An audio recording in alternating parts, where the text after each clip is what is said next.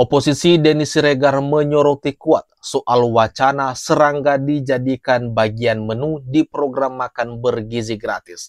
Begini penjelasan dari Kepala Badan Gizi Nasional. Mari kita tonton bersama ya. Penegasan soal tadi potensi serangga menjadi menu MBG ini seperti apa, Pak? Itu salah satu contoh ya. Kalau ada daerah-daerah tertentu yang terbiasa makan seperti itu bisa menjadi menu di situ. Tapi itu contoh bahwa Badan Gizi ini tidak menetapkan standar menu nasional, tetapi menetapkan standar komposisi gizi.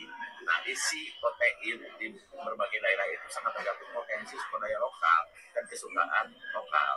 Itu jangan diartikan lain ya. Karena kalau di daerah yang banyak telur, ya telur lah mayoritas. Yang banyak ikan, ikan lah yang mayoritas, seperti itu. Nama juga dengan karbohidratnya. Kalau orang sudah terbiasa makan jagung, ya karbohidratnya jagung. Sebut nasi mungkin diberikan juga, tapi di daerah-daerah yang memang tidak terbiasa makan jagung, ya bukan nasi. Tapi ada misalnya di Halmahera Barat itu orang biasa makan singkong dan pisang rebus. Jadi itulah penjelasan dari Kepala Badan Gizi Nasional di mana sebelumnya ia sempat melontarkan wacana kalau serangga bisa jadi gabung nih, bisa jadi menu di program unggulan atau di janji kampanye Presiden Prabowo.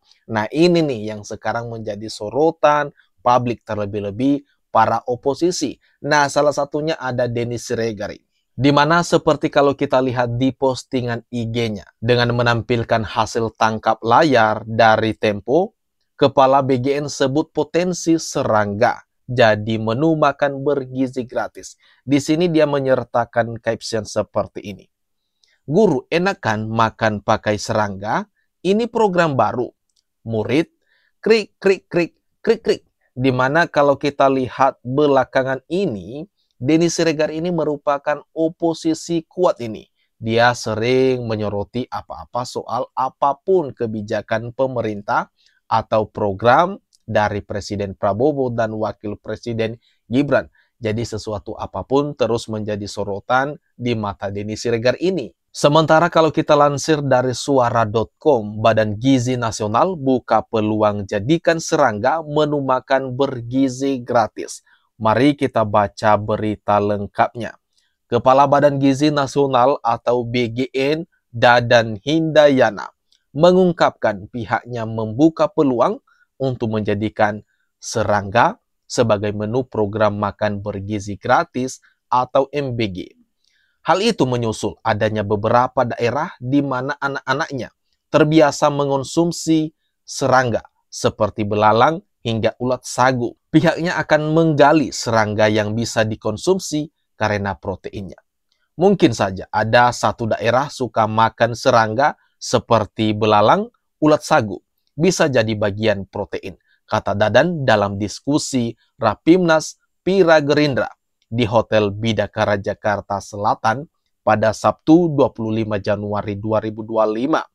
Ditemui usai acara, ia mengatakan, jika serangga bisa menjadi menu, kalau daerah tersebut anak-anaknya sudah terbiasa mengonsumsi.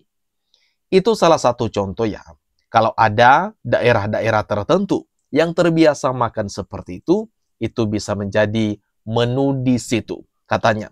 Ia mengatakan BGN memang tak menetapkan standar menu MBG, tapi komposisi gizi tetap diberikan standar.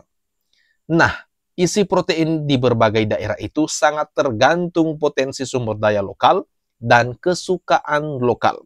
Jangan diartikan lain ya, karena kalau di daerah yang banyak telur, ya telurlah mungkin mayoritas. Yang banyak ikan, ikanlah yang mayoritas. Seperti itu. Sama juga dengan karbohidratnya. Kalau orang sudah terbiasa makan jagung, ya karbohidratnya jagung. Meskipun nasi mungkin diberikan juga, katanya lagi.